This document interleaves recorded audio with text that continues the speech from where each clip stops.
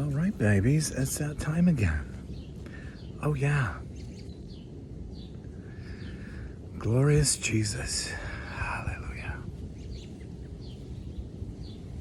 We're hearing a chipping sparrow and a robin.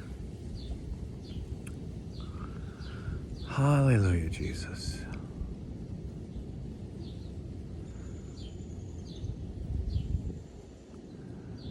So the fullness of God is for you and me.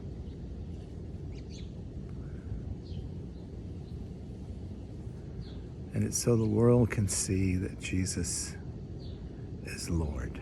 Oh yeah, baby. That's all it's for.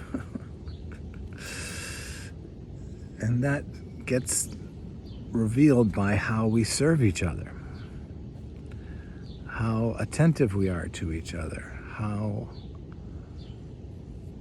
much we're willing to sacrifice for each other's benefit. Oh yeah, baby.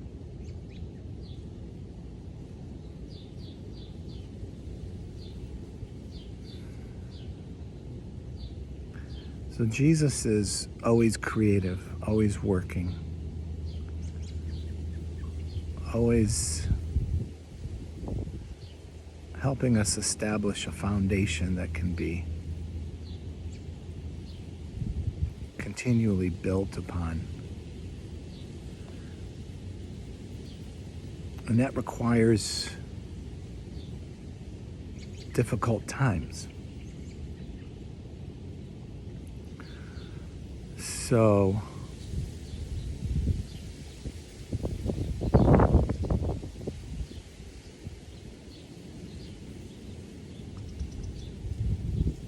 that means putting our faith to the test.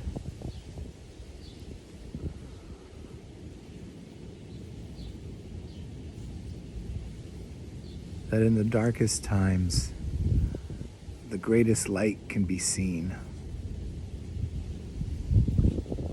And that's evidence. That's evidence for all to collect. That's perfect for data collection, and that's what people are looking for. And rightly so, you know? I mean, I know Jesus says you're blessed if you are believing without seeing, but it's not as if he doesn't give us any sign, all right? Even Paul says that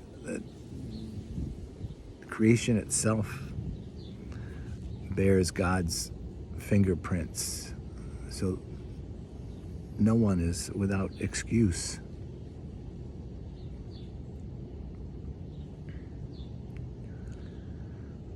But when it comes to spiritual matters and the evidence of God's kingdom to be seen, it has to be seen in our actions. And that's why it won't work for Bible worshipers out there who more often than not are seen as judgmental. You know, I've had people calling in, leaving messages here saying, well, it's clear why God created a hell because of somebody like me. What? Just because I'm different than you? No.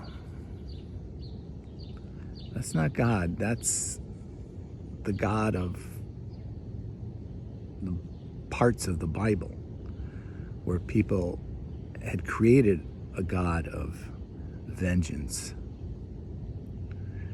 Jesus revealed to us that God is not a God of vengeance. That's the message of his cross. So, yeah, baby, it's a lot better than we think it is, you know? If you're like me, you know, I've been going through a rough time, and like so many things are like in my head that I'm trying to ignore because I know they're just distractions, and if I'm focusing on them, then I'm not focusing on the beauty of God's work in me. And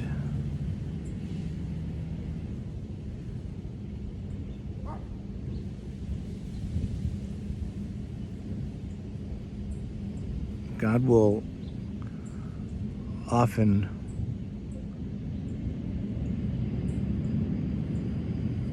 bring us to breaking points because He wants our trust in what we see to be replaced by the eternal truth of His love, which can be seen. I mean, there is that paradox again, babies, but not in the way we're used to.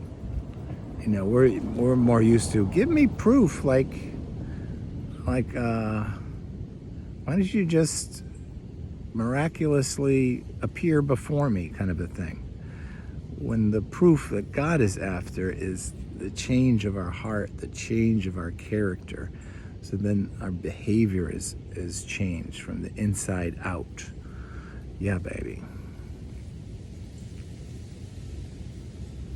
And so we go through difficult times so that the greatest change can occur. You know, in some aspects we might see like some of our behaviors change because of our submission to the Spirit, and it looks like you see small steps of growth. But in other ways, when we're looking at the condition of our heart and the measure of our faith, it's almost immeasurable because it's internal, but it's no less real. In fact, that's where the true reality is how we're growing in our character. Oh yeah, baby. So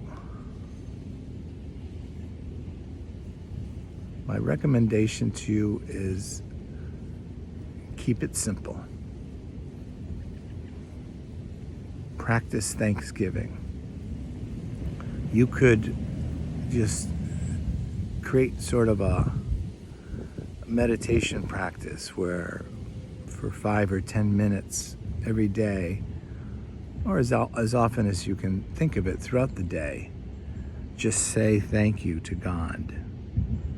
And when you do, He'll give you a reason for it. And then say thank you again, and He'll give you a reason for it. And say thank you again, and He'll give you a reason for it. And you'll see it just ends up being this endless list because there's so much around that we are actually thankful for, but we don't really put our attention on it the way we should. But because we're putting our best foot forward to grow in that area, because that's the foundation that God can build His character in, is our thankfulness of what He's already done, then that's where the relationship can grow.